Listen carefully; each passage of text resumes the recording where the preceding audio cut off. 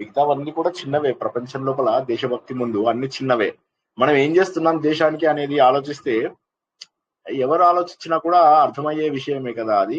మనం ఏమీ చేయడం లేదు అని చెప్పేసి. ఎందుకంటే ఎంతసేపు కూడా మనము మన ఇంట్లో పిల్లలు, మన ఇంటికొచ్చే చుట్టాలు, మన కాలనీ వాళ్ళు, మన అపార్ట్మెంట్ లో ఉన్న వాళ్ళు, మన చుట్టాలు వీళ్ళందరితోని వచ్చేటటువంటి ఇష్యూస్, మళ్ళీ మన పిల్లల పెంపకము, పిల్లల పెంపకం అయ్యాక పిల్లలకు పెళ్లిళ్ళు, తర్వాత మనవళ్ళు, మనవరాళ్ళు.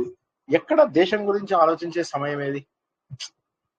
అలాంటిది దేశాన్ని వదిలేసి, అంటే దేశం కోసమని వీటన్నింటినీ వదిలేసి అంటే 2 గ్రూప్స్ అన్నమాట. దేశాన్ని వదిలేసే గ్రూపు, దేశం కోసం ఇవన్నీ వదిలేసే గ్రూపు. ఈ 2 గ్రూప్స్ చూస్తుంటే ఎంత అసలు నక్కకు నాగలోకంకున్నంత తేడా. దేన్ని ఆశించి వీళ్ళందరూ అసలు వదిలేసుకున్నారు అనేది. ఇప్పుడు మీరు ఆర్ఎస్ఎస్ లో ప్రచారకులను తీసుకుంటే వాళ్ళు మొత్తం పెళ్లిళ్ళు ఉండవు, ఏముండవు. వాళ్ళకి అలా జీవితం అంతా కూడా అలా ఆర్ఎస్ఎస్ ప్రచారమే. వాళ్ళకి డబ్బు ఉండదు, ఆస్తి ఉండదు, ఏముండదు. ఎక్కడ భోజనం ఎవరు పెడితే వాళ్ళ ఇంట్లో తినడమే అంతే. మీరు కావాలంటే కనుక్కోండి ఆర్ఎస్ఎస్ ప్రచారకని. వాళ్ళకి ఏదో పెద్ద ఇక్కడ ఫలానా చోట అని ఉండదు. వాళ్ళకి ఎక్కడ భోజనం పెడితే అక్కడ. సో అంతే. వాళ్ళకి ఒక ఆస్తి, ఒక అంతస్తు అట్లా ఏమి ఉండదు అన్నమాట. సో మరి మరి ఇంతింత హయ్యెస్ట్ లెవెల్లో చదువుకుని జీవితంలో ఎన్నో సాధించగలిగేటటువంటి వాళ్ళు దేశం కోసం అన్ని వదిలేసి, హిందూ ధర్మం కోసము, దేశం కోసం ఇవన్నీ వదిలేశారంటే అన్నిటికంటే గొప్పది అది కాబట్టి అందులో వచ్చే ఆనందం వేరు వారికి. మనం అనుకున్నాం కదా సుభాష్ చంద్రబోసు ఏమో వదిలేసి తను అక్కడ అన్ని వదిలేసి ఏం సాధించాలని. ఆయన ఇంట్లోంచి వచ్చేసినప్పుడు వాళ్ళ మేనల్లుని తీసుకుని తను వేషం మార్చుకుని వెళ్ళిపోతాడు అనమాట. మన కాల్కా నుంచి షిమ్లా నుంచి కాల్కా వరకు వెళ్ళి అక్కడి నుంచి పాకిస్తాన్ లాహోర్ వెళ్ళి, లాహోర్ నుంచి ఆఫ్ఘనిస్తాన్ కి నడుచుకుంటూ వెళ్తాడు అనమాట.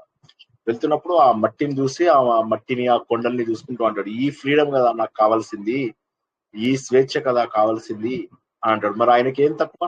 డబ్బు లేదా? ఇటు చూస్తే ఇంట్లో చిన్నపిల్లాడు అందరూ ప్రేమగా చూసుకునే వాళ్ళు, రెడ్ కార్పెట్ మీద నడిచేవాడు, ఐఏఎస్ ఎగ్జామ్ లో ఆల్ ఇండియా టాపరు, ఐసీఎస్ అనేవాళ్ళు ఆ రోజుల్లో, టాపరు, మంచి ఫ్యామిలీ, చాలా తెలివితేటలు ఉన్నవాడు. ఆయన గొంతు వినడానికి వేలాది మంది, లక్షలాది మంది ఎదురు చూస్తూ ఉండేవారు. ఆయన ఏది చెప్తే అది చేయడానికి సిద్ధంగా ఉన్నటువంటి జనాలు ఎంతో. కానీ ఆయన ఏం కోరుకున్నాడు? స్వతంత్రం అంతే. దేశానికి స్వతంత్రం తప్ప ఏమీ కోరుకోలేదు. ఆఖరికి భార్యని, ఎంతో ప్రేమించిన భార్యను వదిలేస్తాడు, 2 నెలల పిల్లను వదిలేస్తాడు, నీళ్ళల్లో ఈదుకుంటూ నానా కష్టాలు పడుతూ. అంటే ఎందుకు ఇవన్నీ సాధించారు? మా రూమ్ పేరు రాజ్ గురు అనమాట. ఇప్పుడు మేము మొన్న ఉన్నటువంటి రూము రాజ్ గురు. సో చూడండి, అంతే 20 ఏళ్ళకి ఉరికంబం ఎక్కాడు మనందరి కోసం.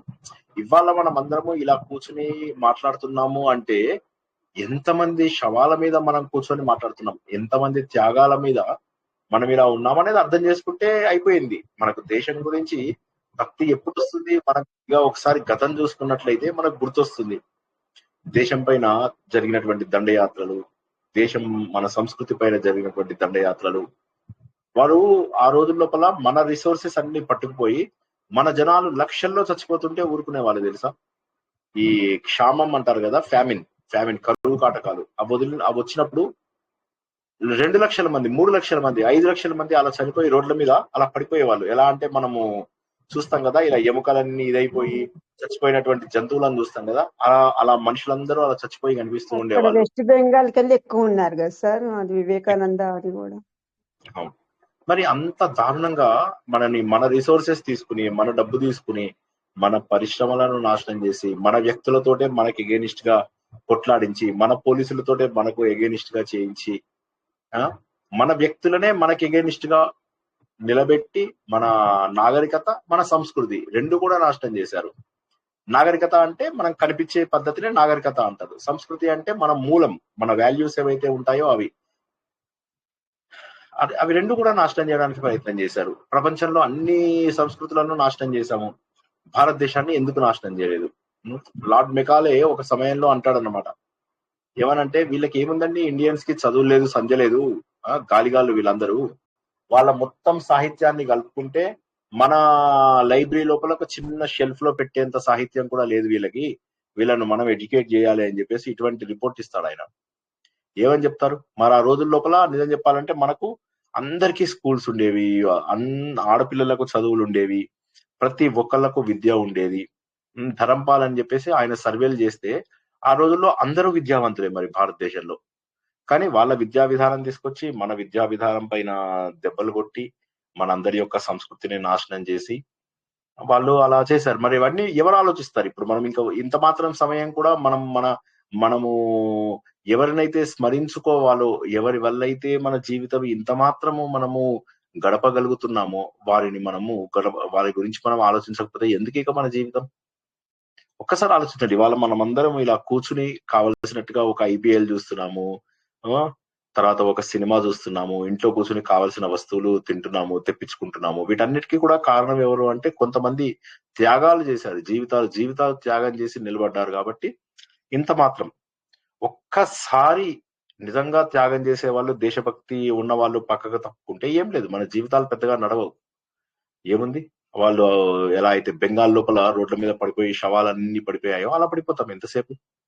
ఈ శరీరానికి తట్టుకునే శక్తి లేదు. ఇది చాలా బలహీనమైనటువంటి శరీరం ఇది.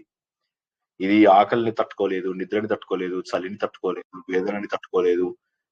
ఎంత ఇది? మనం ఏదో ఇవన్నిటి పైన కవరప్ చేసుకుని మనం ఆనందంగా ఉన్నాం అనుకుంటున్నాం. కానీ వీటన్నిటికీ కారణం ఏంటంటే మహానుభావులు పొద్దున్నే లేవగానే జ్ఞాపకం చేసుకోవాల్సినటువంటి వాళ్ళు ప్రాతస్మరణీయులు అంటారు కదా, వారందరూ ఉన్నారు కాబట్టి వారగ్ని స్తోత్రం ఉంది సార్. ఇది ఇంట్లో పెట్టచ్చా సార్? పెద్దన సారి పెట్టారు ప్రాతస్మరణ స్తోత్రం సార్. పెట్టండి. ఆ విధంగా అంటే ఇదంతా ఏంటంటే మనము ఎవరిని తలుచుకోవాలి? మన భారతదేశ వైభవాన్ని తలుచుకోకపోతే ఎందుకు మన జీవితం? సో కాబట్టి అది చాలా గొప్పది. కాకపోతే చాలా మందికి ఈ రోజుల్లో కూడా దురదృష్టవశాత్తు ఏంటంటే ఈ రోజుల్లో కూడా ఎవరికి ఇంకా మన దేశం యొక్క గొప్పతనం తెలియదు. తెలిసినా కూడా మన దేశాని కోసం త్యాగాలు ఇష్టపడరు. వారి పర్సనల్ బెనిఫిట్స్ మాత్రమే వాళ్ళకు ముఖ్యమవుతాయి. ఇక్కడ ఏం చేయగలం? ఎవరిని ఏమనలేం కదా. సరే, ఎనీవే ప్రారంభించుకుందాం.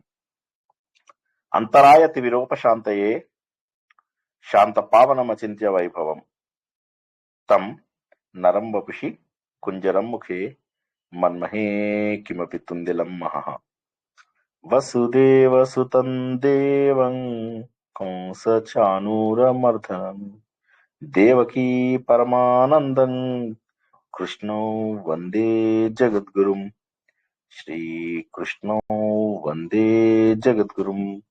భగవద్బంధువులకు, ఆత్మస్వరూపులకు, సత్యాన్వేషులకు స్వాగతం, సుస్వాగతం. ముందుగా యక్ష ప్రశ్నల ప్రవచనం. జీవితం లోపల కష్టాలు అందరికీ కూడా వస్తాయి.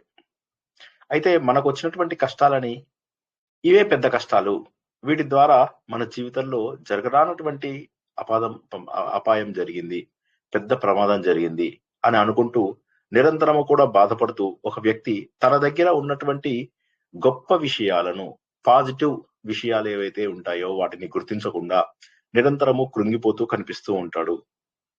ధర్మరాజు లాంటి మహానుభావుడు ఎవరైతే ధర్మం తప్ప వేరే దారి ఎంచుకోడో, ధర్మం తప్ప వేరే దాన్ని అంగీకరించడో, అటువంటి మహానుభావుడిని కూడా ఆ రోజుల లోపల ఆయనను గద్దె దింపి ఆయనను అడవి పాలు చేసినటువంటి పాపాత్ములు ఉన్నారు అని చెప్పి తెలుస్తుంది. కాబట్టి నువ్వు సత్యవంతుడువా లేకపోతే నువ్వు గొప్పవాడివా అనే విషయం కాదు. అవతలవాడి అసూయకు ఏ కారణమైనా ఉండవచ్చు.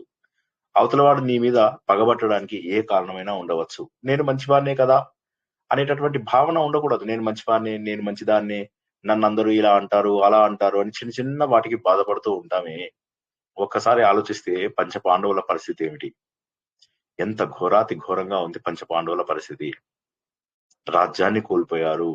ఇటు భార్య పైన జరిగినటువంటి అవమానకరమైనటువంటి విషయాలను అలా మనసులో పెట్టుకుని ఉన్నారు. అడవుల్లోకి వెళ్ళి దుంపలు తింటూ బతుకుతూ ఉన్నారు. అత్యంత దయనీయమైనటువంటి జీవితాన్ని గడుపుతున్నటువంటి పాండవులకు ఇది తక్కువ కాదు అన్నట్టుగా అక్కడ కూడా అడవి లోపల కూడా ఒక సమస్యలే. ఈ సమస్య కాలంలో కూడా అందరూ ఎలా ఉన్నప్పటికీ కూడా ధర్మరాజు మాత్రము అనేక గొప్ప విషయాలను మనం తెలుసుకున్నాం. ధర్మరాజు మాత్రము గొప్ప గొప్ప విషయాలని మహానుభావులందరి దగ్గర తెలుసుకుని తాను ధర్మ మార్గంలో వెళ్ళడము కరెక్ట్ అన్నటువంటి విషయాన్ని ఆయన తెలుసుకున్నారు. అర్జునుడు వెళ్ళాడు. అర్జునుడు ఇప్పుడు ఇంకా తపస్సు చేసి ఆయుధాలు సంపాదించాలి మరి. కాబట్టి అర్జునుడు వెళ్ళి ఆయుధాలను సంపాదించుకుని వచ్చాడు. ఇంకంతా బానే ఉంది, ఇంకా వెళ్ళిపోతున్నాం మనము, ఇంకా అజ్ఞాతవాసం చేయాల్సినటువంటి సమయం ఉంది అనుకునే సమయం లోపల ఒక బ్రాహ్మణుడు తన ఆరని, అంటే ఏదైతే మన లైటర్ లాంటిది, అదేదైతే నిప్పు పుట్టించడానికి ఉపయోగిస్తారో అది ఒక జింక పట్టుకుపోయిందని అనగానే వీరందరూ 5 పరిగెడతారు జింక వెనకాల. ఎంత పరిగెత్తినా జింక దొరకదు. దొరకకపోతే అలసిపోయి ఉంటారు. ఆల్రెడీ దొరకలేదన్న బాధ ఒకటి, ఇటు రాజ్యం పోయిందన్న బాధ ఒకటి, ఆఖరికి ఒక జింక చేతిలో కూడా ఓడిపోయాము అనేటటువంటి బాధ ఒకటి, కృంగిపోయి కృషించిపోయి ఉంటారు. నకులుడు అంటాడు, ఏంటన్నయ్య జీవితం ఎందుకింత కఠినంగా ఉంది అంటే, సరే ముందు అవన్నీ తర్వాత మాట్లాడుకుందాం, వెళ్ళి నీళ్లు తీసుకురా అంటాడు. అందరూ కూడా రొప్పుతూ ఉంటారా. చూస్తే అక్కడ ఆ నీళ్ళ దగ్గరికి వెళ్ళడము, అక్కడ ఒక యక్షుడు వీరిని ప్రశ్నలు అడగడము, ఆ ప్రశ్నలకు వీళ్ళు జవాబు ఇవ్వకుండా ముందు నీళ్లు తాగాలనేటటువంటి ఆ దాహం లోపల ఒకటి, మమ్మల్ని ఎవరిలే ప్రశ్నించే వాళ్ళు అని గర్వంలో ఒకటి. మొత్తం మీద నకులుడు, సహదేవుడు, అర్జునుడు, భీముడు విగత జీవులు అయిపోతారు. చివరికి ధర్మరాజే అక్కడికి వెళ్ళడము, ఆ యక్షుడు అడిగినటువంటి అనేక ప్రశ్నలకు జవాబులు చెప్పడము మనం తెలుసుకున్నాము. ఆ అడుగుతున్నటువంటి ప్రశ్నలన్నిటికీ కూడా ఈయన జవాబు చెప్తుంటే ఎంతో ఆనందపడుతున్నాడు ఆ యక్షుడు. ఎందుకంటే ఆ యక్షుడు ఎవరో కాదు, ధర్మరాజే ఆయన కూడాను. కాబట్టి ఇతడు అడుగుతున్నటువంటి ప్రశ్నలు గత వారం మనం తెలుసుకున్నటువంటివి ఏమిటి? బ్రాహ్మణులకి, తర్వాత ఈ కళాకారులకు, తర్వాత మన దగ్గర ఉన్నటువంటి సేవకులకు, రాజులకు ఎందుకు ధనం ఇవ్వాలి అనేటటువంటి ప్రశ్నని మనము గత వారము పూర్తి చేసుకున్నాము. ఎందుకు ఇవ్వాలి? బ్రాహ్మణులకు మనం దానం ఎందుకు ఇవ్వాలి అంటే, బ్రాహ్మణులకు మాత్రము దానము తీసుకునేటటువంటి అర్హత ఉన్నది. అయితే బ్రాహ్మణులు చేస్తూ ఉంటారని తెలుసుకున్నామంటే మనం సహజంగా వాళ్ళు దానం తీసుకున్న తర్వాత వచ్చేటటువంటి పాపములని వారు ప్రతిరోజు వారు చేసేటటువంటి సాధన ద్వారా ఆ పాపమును వాళ్ళు కడిగేసుకునే శక్తి ఉంటుంది వారికి. అందుకే మీరు చూసుంటారు, బహుశా మనకు తెలిసిన వాళ్ళలో చాలా మంది ఏం చేస్తారంటే, ఇంకా లాభం లేదండి వాళ్ళ అన్నం కూడా తినము, ముందు ఇంటికెళ్ళి సాధన చేసుకోవాలి అంటారు. ఎందుకంటే సాధన ద్వారా ఈ దానము నుంచి వచ్చేటటువంటివి ఆ ఫలితాలన్నీ కూడా, దుష్ఫలితాలు ఏవైతే ఉంటే వాటిని ముందు శుభ్రపరచుకోవాల్సినటువంటిది ఉంటుంది. అదొకటి. రెండవది ఏంటి అంటే, బ్రాహ్మణుడికి నిజమైనటువంటి అర్హత ఉన్నది మొదటిది. అలా అంటే ఎవడు పడితే వాడు బ్రాహ్మణుడు అనుకోకండి. వాళ్ళు మీ దగ్గర దానాలు తీసుకుంటారు, ఇంటికెళ్ళి వాళ్ళు ఏ రకమైనటువంటి సాధన చెయ్యరు. అప్పుడు వారికి దానం తీసుకునే అర్హత లేదు. దానము అంటే ఒక వ్యక్తి దగ్గర నువ్వు ఒక వస్తువు తీసుకున్నావు అంటే దానికి తగ్గటువంటి అర్హత నీ దగ్గర ఉండాలి. ఇక్కడ బ్రాహ్మణుడు అంటే ఎవరంటే వేద సారము తెలిసినటువంటి వాడు. ఎవరికైతే వేదసారం తెలుస్తుందో వారు ప్రత్యామ్నాయాలు తెలుసుకోగలరు, ఆల్టర్నేటివ్స్ తెలుసుకోగలరు. ఇది చేయడం వల్ల ఏం చేయాలి నేను అనే విషయాన్ని తెలుసుకోగలరు. ఆ విషయాన్ని గత వారం తెలుసుకుంటూ బ్రాహ్మణులకు మాత్రమే దానం తీసుకోగలిగేటటువంటి అర్హత ఉంది. మరి నువ్వెందుకు ఇవ్వాలి దానము? సరే ఆయనైతే తీసుకుంటాడు, సరిపోయింది. మరి నువ్వెందుకు దానం ఇవ్వాలి అంటే, ధర్మాన్ని నిలబెట్టడానికి. ఈ ధర్మాన్ని నిలబెట్టడానికి బ్రాహ్మణులే మూలము. అదేంటండి? నిజమే. ఇప్పుడు తమిళనాడులో మనం తెలుసుకున్నాము, వేలాది లక్షలాది మంది బ్రాహ్మణులను ఊచకోత కోసేశారు ఈ కమ్యూనిస్టులు, తర్వాత ఈ ద్రవిడియన్ మెంటాలిటీ ఉన్నటువంటి వాళ్ళు. మన దేవుళ్ళ మెడలలో చెప్పుల దండలు వేస్తూ ఊరేగిస్తూ. ఇవాళ మీకు తెలిసినటువంటి ఏ గురువు గారినో తిట్టండి, వాళ్ళ శిష్యులందరూ వస్తారు మీ మీదకి కొట్టడానికి, చంపేయడానికి, వీలైతే పాత పెట్టేయడానికి. అదే మరి రాముణ్ణి, కృష్ణుణ్ణి ఏమన్నా అనండి, నాకెందుకు వచ్చిందని పక్కకి వెళ్ళిపోతారు. అదే జరిగింది తమిళనాడులో. మొన్న జరిగినటువంటి ఎలక్షన్స్ లో ఒక్కడంటే ఒక్క బ్రాహ్మణుడికి సీట్ ఇవ్వలేదు వాళ్ళు. అంటే అంత బ్రాహ్మణ ద్వేషం. ఎందుకంటే బ్రాహ్మణుల ద్వారా వారిని బ్రాహ్మణులను కనుక నివారించగలిగితే ధర్మాన్ని మనము నివారించగలుగుతాము, ధర్మాన్ని అక్కడే ఆపేయగలుగుతాము అనేటటువంటి భావన. కాబట్టి బ్రాహ్మణుడిని మనం పోషించాల్సినటువంటి అవకాశము, అవసరము మన దగ్గరే ఉన్నాయి. మనకు ఒక అవకాశం ఉంది, ఒక ఛాన్స్ ఉంది, మంచి చేసుకోగలిగే ఛాన్స్ మనకుంది, ధర్మం చేయగలిగేటటువంటి ఛాన్స్ మనకుంది. అంటారు కదా, నీ దానం నీ ధర్మం నిరుపేదల జీవాధారం నీ దానం అని. ఏంటంటే మనం చేసేటటువంటి దానము, మనం చేసేటటువంటి ధర్మం ఏవైతే ఉన్నాయో ఇవి మాత్రమే ఎంతో మందికి ఆధారంగా ఉంటాయి.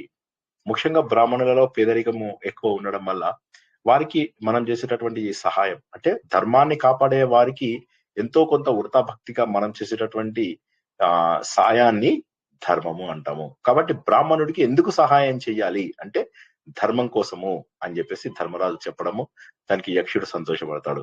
సరే మరి ఈ కళాకారులకు ఎందుకు నువ్వు దానం చేయాలి అంటే, కళాకారులకు దానం చేస్తే 2 రకాల లాభాలు. ఒకటి ఏంటంటే కళలు ముందు నిలబడతాయి, రెండోది ఏంటంటే కళాకారులను పోషిస్తావు, మూడవది ఏంటంటే నీకు కూడా పేరు వస్తుంది, కళాబంధు అని చెప్పేసి. ఆ విధంగా మన పేర్లు వస్తుంది. అంటే మనము కళాకారులను ప్రోత్సహిస్తున్నాము అంటే, అబ్బా ఇప్పుడు విశ్వనాథ్ గారిని ఈ రోజు కూడా మనం తలుచుకుంటాం. ఎంత గొప్పగా తలుచుకుంటాం విశ్వనాథ్ గారిని.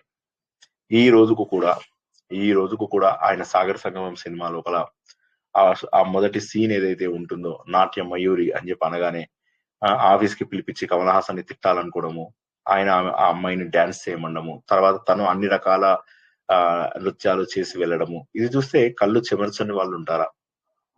సో కాబట్టి కళలు నిలబడమే కాకుండా నీకు కూడా పేరు వస్తుంది అన్నటువంటి విషయాన్ని గత వారం మనం తెలుసుకున్నాం.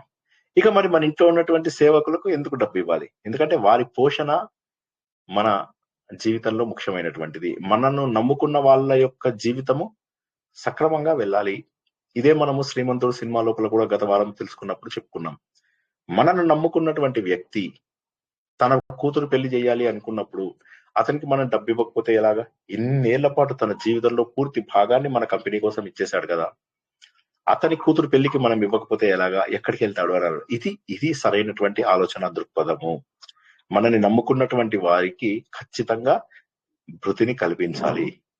వాళ్ళ జీవితము భృతి అంటే సరైనటువంటి భరణం ఇవ్వడము, సరిగ్గా వారి జీవితంలో అన్ని, అంటే ఏదో వాడి పనికి తగ్గట్టుగా ఎంతో కొంత డబ్బు ఇచ్చేసి పంపిస్తే అది ఓకే. కానీ అవసరానికి తగ్గట్టుగా, ఇప్పుడు చాలా మంది పని మనుషులకు డబ్బు ఇస్తుంటారు. ఎంత ఇస్తారో 1000, 2000, 3000, 5000 ఇస్తారు. అది వారి పనికి తగ్గ వేతనం ఇచ్చాం, ఓకే, నంబర్ 1. నంబర్ 2 ఏంటంటే వారికి ఏమైనా అవసరాలు ఉన్నాయా? వాళ్ళ ఇంట్లో పిల్లలు ఎవరైనా చదువుకునే పిల్లలు ఉన్నారా? వాళ్ళ పిల్లలు డబ్బు లేక ఆగిపోతున్న వాళ్ళు ఉన్నారా? లేకపోతే మన సలహా వల్ల బాగుపడే వాళ్ళు ఉన్నారా? మీరు చేసేటటువంటి సహాయము సలహా ద్వారా అయి ఉండవచ్చు, లేదా డబ్బు ద్వారా అయి ఉండవచ్చు, లేదా మన మాట పలుకుబడి ద్వారా అయి ఉండవచ్చు. ఏదో రకంగా వారికి మనం సహాయం చేయాలి. కాబట్టి వీరికి ఇచ్చేటటువంటిది వారి పోషణకు తప్పగా అవసరము. మరి రాజుకి ఎందుకు ఇవ్వాలి? మరి రాజుకు డబ్బు ఇవ్వాలి, రాజుకు డబ్బు తక్కువ? రాజు మన రాజ్యాన్ని పరిపాలిస్తాడు, రాజు మనకు రక్షణ కల్పిస్తాడు. ఇప్పుడు మన రాజు గట్టిగా లేకపోతే ఏమవుతుంది? వేరే దేశాలు వచ్చి మన దేశం పైన యుద్ధాన్ని ప్రకటిస్తాయి. అప్పుడు మనం ఏమీ చేయలేము. అంటే రాజు గనక సరైనటువంటి శక్తిమంతుడు కాకపోతే మన దేశం కొలాప్స్ అయిపోతుంది. కాబట్టి మనం ఏం చేయాలి అంటే మనకు భయం, ముఖ్యంగా మన మన మన ఆస్తులను, మన వ్యవస్థను కాపాడడానికి రాజు ఖచ్చితంగా కావాలి. మన రాజుకు ఎక్కడి నుంచి వస్తాయి డబ్బులు అంటే మళ్ళీ మనం ఇచ్చేటటువంటి ట్యాక్సెస్. ఈ విషయాన్ని మనం చాలాసార్లు తెలుసుకున్నాము. రామాయణంలో కూడా ట్యాక్స్ కట్టడం అనేటటువంటిది అత్యంత కీలకమైనటువంటి విషయంగా మనం తెలుసుకున్నాం. చాలా మంది ట్యాక్స్ కట్టకుండా ఏదో రకంగా ట్యాక్స్ ని ఎగవేయడం మనం చూస్తూ ఉంటాము. మన శాస్త్రాల ప్రకారం అది తప్పు. ఎవరైనా నల్ల డబ్బు మెయింటైన్ చేశాడంటే అది చాలా తప్పు. ఇది భారతము, అది రామాయణము. రామాయణంలోనూ చెప్పారు, భారతం లోపల కూడా చెప్పారు. గత వారం మనం తెలుసుకున్నప్పుడు రామాయణంలో భరతుడు రాముని కలవడానికి వచ్చినప్పుడు రాముడు భరతుడే రాజు కదా అని చెప్పి అన్ని రకాల నీతులు చెప్తూ ఉంటాడు. భరతుడిని మాట్లాడినాడు. ముందు తనే మాట్లాడుతూ రాజు ఎలా ఉండాలి, ఎలా పరిపాలించాలి, ఎంత ట్యాక్స్ తీసుకోవాలి అని ఆ రోజుల్లోనే 1/6వ వంతు ట్యాక్స్ తీసుకోవాలి అని చెప్పి రాముడు చెప్పాడు.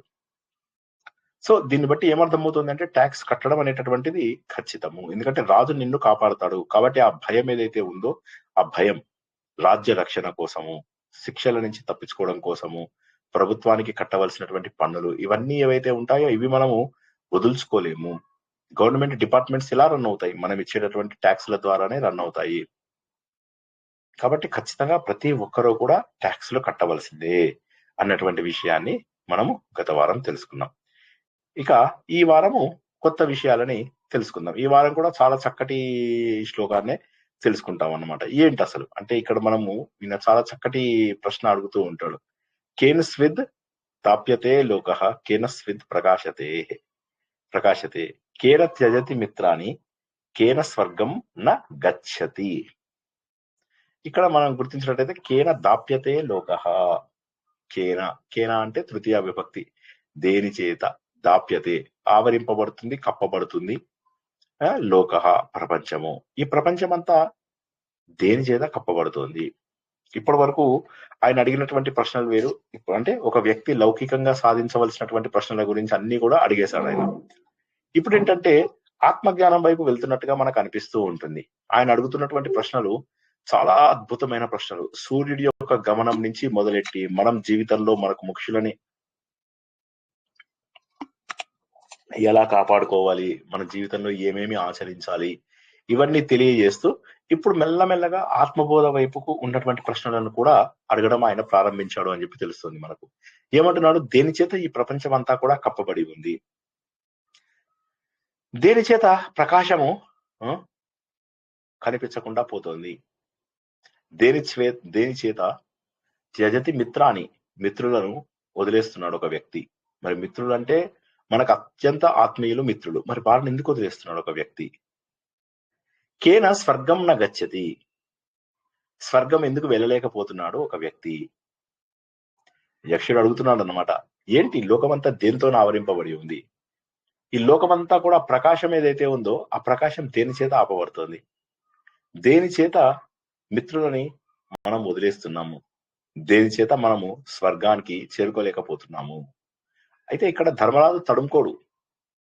ధర్మరాజు టకటక జవాబులు చెప్తాడు. ఎందుకంటే ఇన్ని రోజుల పాటు తను ఈ అడవిలో ఉన్నన్ని రోజుల పాటు అత్యద్భుతమైనటువంటి విషయాలను మహానుభావులందరి దగ్గర తెలుసుకున్నాడు. కాబట్టి ఆయన ఎక్కువ తడుముకోవాల్సిన ఆ విషయం గాని ఆలోచించాల్సినటువంటి అవసరం గాని లేదు ఆయనకు. అజ్ఞానే నావృతో లోక, అజ్ఞానేన ఆవృతో లోక, అజ్ఞానం చేత ఈ ప్రపంచం అంతా కూడా ఆవరింపబడి ఉన్నది. అజ్ఞానం అంటే ఏంటి? ఇక్కడ మళ్ళీ మనం అజ్ఞానం అంటే ఏంటి సార్? నేను 4th క్లాస్ దాకా చదువుకున్నాను సార్, తర్వాత మేము ఇంట్లో పెళ్లి చేయమని గోల చేశాం సార్, మాకు పెళ్లి చేసేసారు. ఇది కాదు. చదువు లేకపోవడం కాదు. ఇక్కడ మెయిన్ ఏంటంటే ఆత్మతత్వం తెలియలేకపోవడము. చదువు వారి ఆవశ్యకతను బట్టి ఎంత అయితే అంత నేర్చుకుంటారు. అందులోనూ ఇంగ్లీష్ చదువులకు పెద్ద ప్రాధాన్యత మన గ్రంథాలు ఇవ్వవు కదా. మన గ్రంథాల్లో విద్య అనేది వేరు, మన విద్య వేరు. ఇక్కడ ప్రాబ్లం ఏంటంటే అజ్ఞానం అంటే ఏంటి? ఈ అజ్ఞానాన్ని అవిద్య అని కూడా అంటారు అని చెప్పి తెలుసుకున్నాం. ఇందులోపల మనకు తెలిసేది ఏంటంటే ఈ శరీరం నేను. దురదృష్టం ఏంటంటే ఎన్ని ప్రవచనాలు విన్నప్పటికీ కూడా, ఎన్ని పుస్తకాలు మనము చదువుతున్నప్పటికీ కూడాను మన కళ్ళ ముందే ఎంతో మంది మనుషులు ఎగిరిపోతూ ఉన్నారు. మన కళ్ళ ముందే ఘోరాలు జరిగిపోతూ ఉన్నాయి. కానీ నాకు ఏది జరగదు అని అనుకోవడం. చివరి శ్వాస తీసుకునే వరకు కూడాను సంపాదననే లక్ష్యంగాను, ధనాన్నే సుఖంగాను అనుకుంటారు. సుఖం అనేది డబ్బు కాదు. నిజంగా సుఖమే గనక డబ్బు అయితే డబ్బున్న వాళ్ళు ఎందుకు ఆత్మహత్య చేసుకుంటున్నారు? ఒకసారి ఆలోచించండి. డబ్బున్న వాళ్ళలో ఎందుకు సమస్యలు వస్తున్నాయి? నేపాల్ రాజు నేపాల్ దేశానికే రాజు, అలాంటిది ఆయన కుటుంబ సభ్యులందరినీ చంపేస్తాడు. ఎందుకని? అంత దుఃఖము, అన్ని కష్టాలు ఎందుకు వచ్చాయి? డబ్బే గనక కష్టాలను తీర్చేటట్టయితే మరి ప్రపంచంలో డబ్బున్న వాళ్ళు ఎవరూ కూడా బాధపడాల్సినటువంటి అవసరం లేదు. కానీ జనాలు మాత్రము డబ్బు సంపాదించడమే ధ్యేయంగా బతుకుతారు. ఇది కొద్దిగా ఆశ్చర్యం అనిపించడం లేదా? డబ్బు ఎందుకు అంటే నేను సుఖంగా ఉండాలి అంటారు. కానీ డబ్బుతో నిజంగా సుఖంగా ఉంటున్నారా? దీనికి ఎవరైనా జవాబు చెప్పగలరా? డబ్బు ఎక్కువైతే సమస్యలు ఎక్కువ అవుతాయి సార్. సమస్యలు ఎక్కువ ఉంటాయి, వాళ్ళకి భయం ఎక్కువ ఉంటుంది, నిద్ర ఉండదు. సుఖం అనేది బయట లేదు, లోపల ఉన్నది. డబ్బుతో రాదు, మన తృప్తితో వస్తుంది. కానీ మరి ఎందుకు ఇంతమంది జనాలు కూడా డబ్బు సంపాదించడమే పరమ ధ్యేయంగా బతుకుతున్నారంటారు? అంటే ఎవరినైనా అడగండి, నేను సంపాదించాలి డబ్బు, నా పిల్లలు బాగా డబ్బు సంపాదించాలి, మేమంతా మంచిగా బతకాలి అంటే డబ్బు సంపాదించడమే ధ్యేయంగా. మీరు చెప్పాలంటే 60 ఏళ్ళు 70 ఏళ్ళు 80 ఏళ్ళు వచ్చిన తర్వాత కూడా ఇంకా డబ్బు సంపాదించడంలోనే ఎందుకుంటారు? డబ్బు సుఖాన్ని తెచ్చేటట్టయితే డబ్బు ఉన్న వాళ్ళు ఎంతో మంది ఆత్మహత్యలు చేసుకోవడము, ఎంతో మంది జీవితాన్ని వదిలేయడము మనం చూస్తున్నామా లేదా? ఈ ఫస్ట్ పాయింట్, దీనికి జవాబు చెప్పండి. Yes or no? డబ్బున్న వాళ్ళు కూడా ఆత్మహత్యలు చేసుకుంటున్నారు సార్. ఏంటి అంటే నేను ఇలా బతికినా నా పిల్లలు ఏదో సుఖపడతారు, వీడేమి సంపాదించినంత మాత్రమే వీళ్ళేమి అనుభవించరు, వీళ్ళేం సుఖపడరు. ఎవరో సుఖపడతారు, వాళ్ళు అందరు సుఖపడతారు. దాచిపెట్టడానికే సంపాదిస్తాడు తప్ప ఇతను అనుభవించడానికి అనేది ఏం కాదు సార్. అసలు ఒక రకంగా ఆలోచిస్తే మనకు అవసరం గడిచినంత వరకు చాలు, తృప్తి అనేది ఉండాలి. అవసరానికి మించిన డబ్బు కూడా అనవసరమే, కానీ సంపాదించాలి, మామూలు మన వాళ్ళకి పెట్టాలి, వాళ్ళకి పెట్టాలి, చూపించుకోవాలి, నాకింత డబ్బు ఉందని చూపించుకోవాలని ఆరాటం, అంతకంటే ఏం లేదు. కానీ అది ఎంతవరకు? ఇప్పుడు మనకు తెలుసు కదా డబ్బు సుఖం ఇవ్వదు అని తెలుసు. డబ్బు ఉన్నవానికి సమస్యలు ఎక్కువ సార్. ఒక జ్ఞాన మార్గం ఉందని, మోక్ష మార్గం ఉందని కూడా గుర్తించరు కదా సార్. అందరు గుర్తించక అట్లా వెళ్ళిపోతూ ఉంటారు కదా. కరెక్ట్. అది అజ్ఞానం. ఏదైతే జ్ఞాన మార్గం ఉంది అని చెప్పి గుర్తించరో, డబ్బు మాత్రమే పరమ ధ్యేయంగా, నా పిల్లల్ని మన వల్లని బాగా చూసుకోవాలి అనే ఆలోచనని తప్ప ఈ వేరే మార్గం ఉంది అని కూడా తెలియదు. ఒకవేళ పొరపాటున మనలాంటి వాళ్ళు చెప్పారనుకోండి, చెప్పినా కూడా అవతల వాడికి అర్థమవుతుందనేది గ్యారంటీ ఇవ్వగలరా? ఎవరైనా గ్యారంటీ ఇవ్వగలరా? మనం చెప్పింది అవతల వాడికి అర్థమవుతుందని వినరు గ్యారంటీ సార్, ఇవ్వగలరా? ముందు వినరు సార్. అర్థమయ్యేలాగా చెప్పినా కూడా వాళ్ళు వినిపించుకోరు సార్. నిద్ర మన వస్తుంది. హిందువుల్లో కూడా చాలా మంది పూజ చేస్తారు, వ్రతాలు చేసుకుంటారు, అంత గుడికి వెళ్తారు, అంతవరకే. ఒక ప్రవచనం వినాలని, భక్తి మార్గం అంటే ఇట్లా భగవంతుడి దగ్గర మానసికంగా వెళ్ళాలని, జ్ఞాన మార్గం ఉందని అందరూ చాలా వింతగా చూస్తుంటారు సార్. ఇట్లా మనల్ని కూడా కరెక్ట్. కానీ అంటే మనం ఎంత ప్రయత్నం చేసినా కూడా అవతల వారికి ఇందులో ఉన్నటువంటి అమృతం అనేటటువంటిది తెలియకపోవడం. ఇది నిజమైనటువంటి జ్ఞానము. బ్రహ్మ విద్య తప్ప మరేది కూడా జ్ఞానాన్ని మనకు ఇయ్యదు అనేటటువంటి విషయం తెలియకపోవడము దురదృష్టం.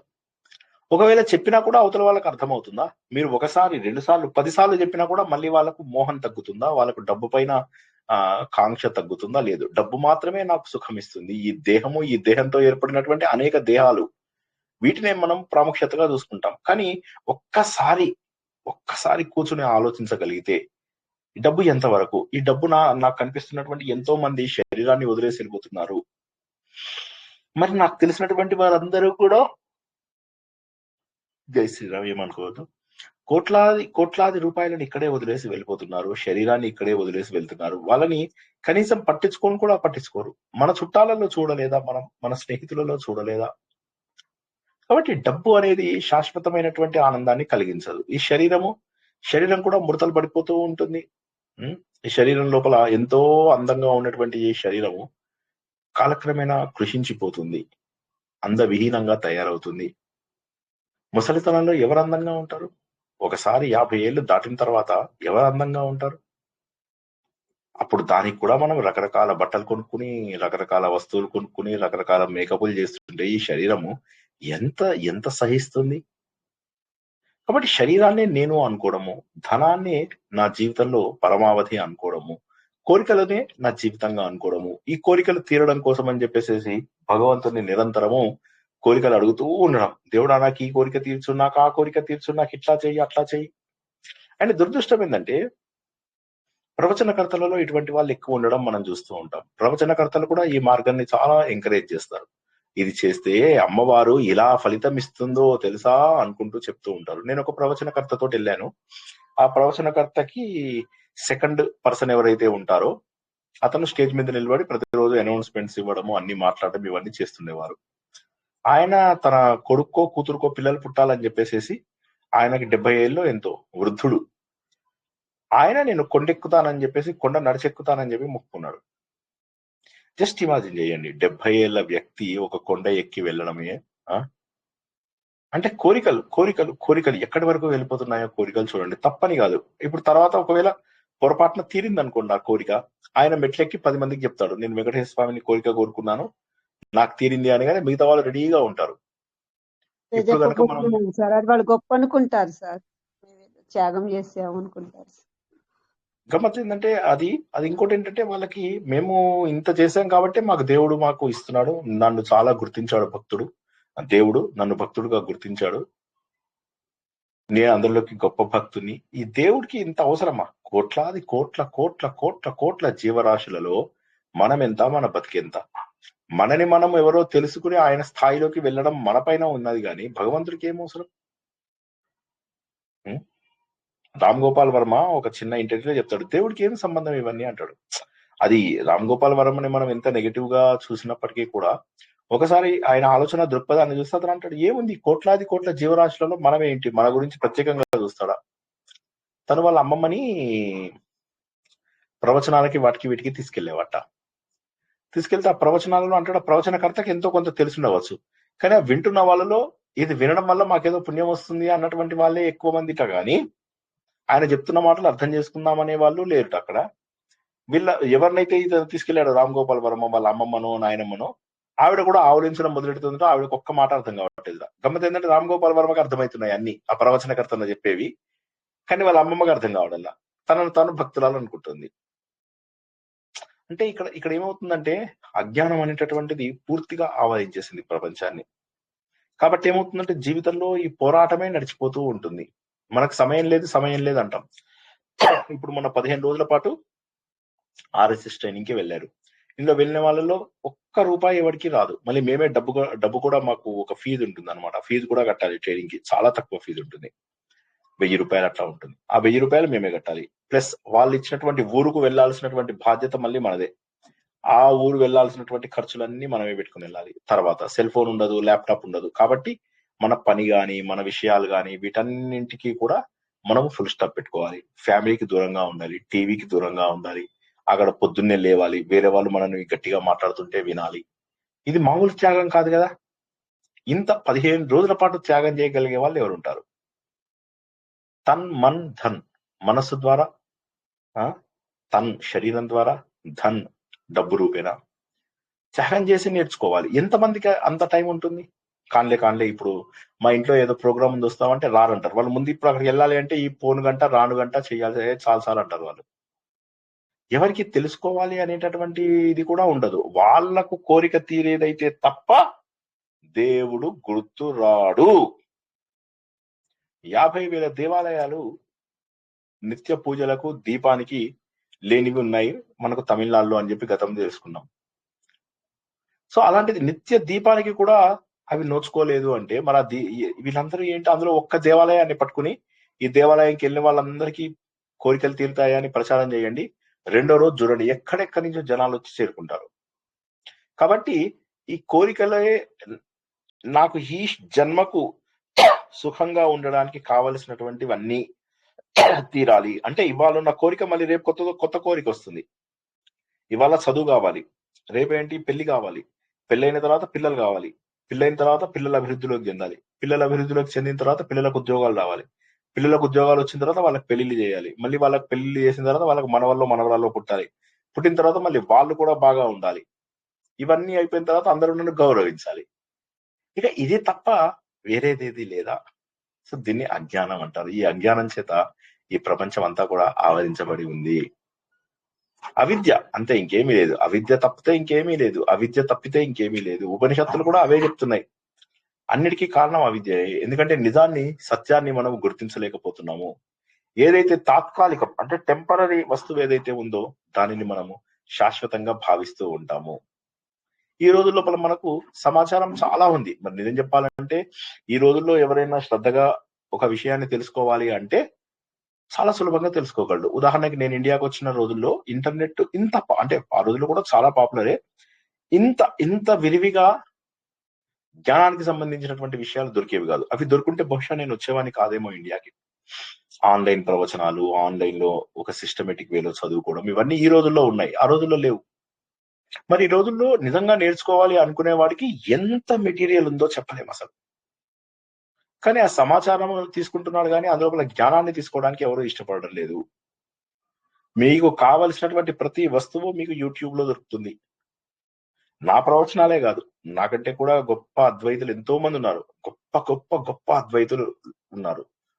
మరి వారందరూ కూడా ఎన్నో గొప్ప విషయాలు చెప్తుంటారు. కాబట్టి జ్ఞానం చాలా ఉంది, మనం దాన్ని స్వీకరించడం లేదు. ఎందుకోసం అంటే మనకి అటెన్షన్ డెఫిషియన్సీ. ముందు చకచక రీల్స్ చూసేసుకుంటూ వెళ్ళిపోతాం, అక్కడ మనం ఎక్కువసేపు ఉండడం, పక్క వాళ్ళతో పోలికలతో జీవితాన్ని గడిపేస్తూ ఉంటాము. బయట ప్రపంచంలో మనకు వచ్చేటటువంటి గుర్తింపుల వెనుక పరిగెడుతూ ఉన్నాం. వీటి వల్ల ఏమైతుందంటే జ్ఞానం ఉంది కానీ దాన్ని స్వీకరించడానికి మనకు మనస్సు ఒప్పుకోవడం లేదు. ఇంతకంటే పెద్ద అజ్ఞానం ఏముంటుంది? ఇక నెక్స్ట్, ఎందువల్ల ప్రకాశం ఆగిపోతుంది అనేటటువంటి విషయం తర్వాత ప్రశ్న ఆయన అడిగినది. దానికి ఏమంటారంటే తమస్సు ఎప్పుడు కూడా వెలుగును అడ్డుకుంటుంది, అంధకారము. ఇప్పుడు సూర్యుడి కిరణాలు ఉన్నాయి, బురదలో పడితే ప్రకాశిస్తాయా? ప్రకాశించవు. తమసత్వం అలాగే, అలసత్వము, బద్ధకము, నిర్లక్ష్యము, సరైనటువంటి చైతన్యం మన లోపల లేకుండా ఉండడం ఏదైతే ఉంటుందో తద్వారా మనకేమవుతుందంటే ఈ జ్ఞానము తెలుసుకోలేము, జీవితంలో ఉన్నటువంటి ప్రకాశం రాదు. ఈ తమో గుణం అనేటటువంటిది ఏంటంటే మనలో ఒక జడత్వాన్ని, ఒక ఇనర్ట్ ఫీలింగ్ ని తీసుకొస్తుంది, ఉత్సాహాన్ని తగ్గించేస్తుంది, ఆలోచన మందగించేస్తుంది, డల్ గా మబ్బుగా తయారవుతారు. దాంతో నీ జీవితంలో ఏదైతే ప్రకాశం రావాలో ఆ ప్రకాశాన్ని పోగొట్టుకుంటాము, జీవితం లోపల చీకటిగా మనము నింపుకుంటాము. మొదటి ప్రశ్న రెండో ప్రశ్న రెండు కూడా కలుపుకున్నట్లయితే ఒకసారి మనము బద్ధకమే కారణము అన్నటువంటి విషయం తెలుస్తుంది. ఇక్కడ బద్ధకం అంటే నిర్లక్ష్యం. బద్ధకం అంటే కేవలం ఇలా బద్ధకంగా కూర్చోవడమే కాకుండా నిర్లక్ష్యం. నాకు ఇది అవసరం లేదులే. ఇప్పుడు నేను కూడా ఎవరు కనిపించిన మిత్రుల్లో కానీ ఎవరైనా కనిపిస్తే అక్కడ ఏదైనా టాపిక్ వస్తే దబదబా ఉన్న నాలెడ్జ్ వాళ్ళకి చెప్పాలి అని చెప్పి ప్రయత్నం చేస్తాను. చెప్పగానే వాళ్ళు ఏం చేస్తారు, కొద్దిసేపు వింటారు, ఒక 2 minutes బాగానే అనిపిస్తుంది. ఆ తర్వాత వాళ్ళకి అటెన్షన్ తెగిపోతుంది, కట్ అవుతుంది. తర్వాత వాళ్ళు ఇది నేను చెప్పకపోతే బాగుండని ఆలోచిస్తారు. తప్పని కాదు, ఎవరిది తప్పని కాదు, జనాల యొక్క సహజ సిద్ధమైనటువంటి లక్షణం అది. దానికి కారణం ఏంటంటే నిర్లక్ష్యం. నీ ఆలోచనను ఆపేస్తుంది. తమస్సు అనేటటువంటి ఇదేదైతే ఉందో అది నీ ఆలోచనని తక్కువ ఆపేస్తుంది. ఇలా వెళ్తుంది అనుకో ఆలోచన, 2 నిమిషాలు కాగానే కట్ అయిపోతుంది. కాబట్టి మొదటి ప్రశ్న, రెండో ప్రశ్న కూడా వేరు ప్రశ్నలు అని నేను అనుకోను. 2 ప్రశ్నలు కూడా సంబంధాన్ని కలిగి ఉన్నాయి. కాబట్టి జీవితం అంతా కూడా చీకటిగా ఉంటుంది. గంటల కొద్ది మొబైలు, ఆలస్యము, ఒక జీవితంలో ఒక లక్ష్యం లేకుండా, ఒక టార్గెట్ లేకుండా జీవించడం. ఒకటి వెళ్ళి బస్ స్టాండ్ లో కూడా ఒక బస్ లో కూర్చున్నట్ట, కండక్టర్ వచ్చి అడిగట ఎక్కడికి వెళ్ళాలి అని, నాకేం తెలియదు అంటట. ఏం లాభం? ఇంకా ఎక్కడికి వెళ్ళాలో తెలియకుండా బస్ ఎక్కితే లాభం ఏమిటి? సో మానసిక జడత్వం ఇది చాలా ఘోరమయ్యా. ఇవన్నీ కూడా తమస్సు యొక్క రూపాలే. దీని ద్వారా మన జీవితంలో వచ్చేటటువంటి చైతన్యము, ప్రకాశము ఆగిపోతుంది. మరి ఒక వ్యక్తి మిత్రులను ఎందుకు వదిలేస్తాడు? మరి మిత్రులు అంటే ఆత్మీయులు. ఈ విషయం మనందరికీ కూడా తెలిసినటువంటిదే.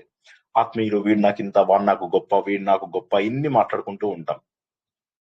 అయితే ప్రాబ్లం ఏమొస్తుంది అంటే, ఎప్పుడైతే మనకు ఆస్తి విషయాలు వస్తాయో, అంటే ఆత్మీయులు ఇక్కడ మిత్రులు అనుకోవచ్చు, అన్నదమ్ములు అనుకోవచ్చు, కుటుంబం అనుకోవచ్చు. ఈ గొడవలన్నిటికీ కారణం ఏంటంటే మెయిన్ ఆస్తి, పంపకాలు, వ్యాపారాలలో మోసాలు. మీకు తెలిసిన వాళ్ళలో 99 మంది చెప్తారు, నేను నా ఫ్రెండ్స్ కలిసి బిజినెస్ స్టార్ట్ చేశాము, మా ఫ్రెండ్స్ నన్ను మోసం చేశారు. ఇలాంటిది వినలేదా అండి ఎప్పుడైనా? ఇప్పుడు నేను అన్నటువంటి మాట ఎవరైనా విన్నారా? విన్నాం సార్. ప్రతి చోట ఇదే ఉంటుంది, ప్రతి చోట ఇదే. ఎవరిని అడిగినా కూడా వెళ్ళి నా మిత్రులు నన్ను మోసం చేశారు అని చెప్పేసి చెప్తూ ఉంటారు అనమాట. అంటే ప్రతి ఒక్కడు కూడా మిత్రుల ద్వారా నేను మోసపోయాను అని చెప్పి చెప్పుకోవడమే తప్ప ఇంకా వేరేది లేదు. ఎందుకు మోసగిస్తారు? ఎందుకు మోసపోతారు? నాకే కావాలి అనేటటువంటి భావన, లోభం. నాకే కావాలి, వాడికంటే ₹1 నాకు ఎక్కువ రావాలి. మనం ఒక ఫ్రెండ్ తో బిజినెస్ స్టార్ట్ చేస్తాం. అతను ఏం చేస్తాడు, ముగ్గురు 3 రకాలుగా పనులు పంచుకున్నారు అనుకోండి. పంచుకోగానే వీడు తన పనులలో అన్నిటిలో కమిషన్ కొడుతూ ఉంటాడు, మనకు చెప్పడు. వీడు తనకు తోచిన పనులన్నీ చేస్తూ అందులో కమిషన్ కొడుతూ ఉంటారు. వాడికి తోచిన పనుల్లో వాడు, ముగ్గురు కమిషన్స్ తీసేసుకుంటూ ఉంటారు. రూపాయి ఖర్చు కావాల్సిన ప్రతి చోట కూడా ₹1.5, ₹2 ఖర్చు అయిపోతుంది. ప్రాఫిట్ రాదు, కొట్టుకు చేస్తారు. అంటే లోభమే మూలము. మన ఆత్మీయమైనటువంటి మిత్రులను కూడా నాకే ఎక్కువ కావాలి, లోభం. ఏ విధంగా అయితే భూమి మొత్తం నాకే కావాలి అని హిరణ్యాక్షుడు భూమిని తీసుకెళ్లిపోయి దాన్ని చాప చుట్టలాగా చుట్టేసేసి తీసుకెళ్లిపోయి రసాతలంలో దాచేస్తాడు. నాకే కావాలి భూమి, ఇంకెవరికి నేను నివాస యోగ్యంగా ఇవ్వను. నాకు తెలుసు బ్రహ్మదేవుడు దీనికోసం వెతుకుతున్నాడని, కానీ నేను ఎవరికి దీన్ని అందజేయను. ఈ లోభం ఏదైతే ఉందో ఇది చాలా ఘోరమైనటువంటిది. ఈ లోభం వల్లనే అందరూ కూడా మిత్రులని పోగొట్టుకుంటున్నారు. నిజంగా చెప్పాలంటే మిత్రులను పోగొట్టుకోవడం ఎంత దురదృష్టకరం. మిత్రులను పోగొట్టుకున్నప్పుడు జీవితంలో ఒక అవయవం పోయినట్టుగా అనిపిస్తూ ఉంటుంది, సరైనటువంటి మిత్రులని. కానీ వాళ్ళను కూడా మనము మన స్వల్ప ప్రయోజనాల కోసమని త్యజించడం జరుగుతూ ఉంటుందా లేదా ఒకసారి ఆలోచించండి. అందరి జీవితాలలో ఇటువంటి సంఘటన జరిగి ఉంటుంది ఖచ్చితంగా. కాబట్టి ఆ లోభాన్ని మనం ఖచ్చితంగా పోగొట్టుకోవాలి. ఇక చివరిగా స్వర్గం ఎందుకు రాదు? మరి జనాలకు అందరికీ తెలుసు స్వర్గం అనేది ఉంది, స్వర్గం తర్వాత మోక్షం అనేది ఉంది అని.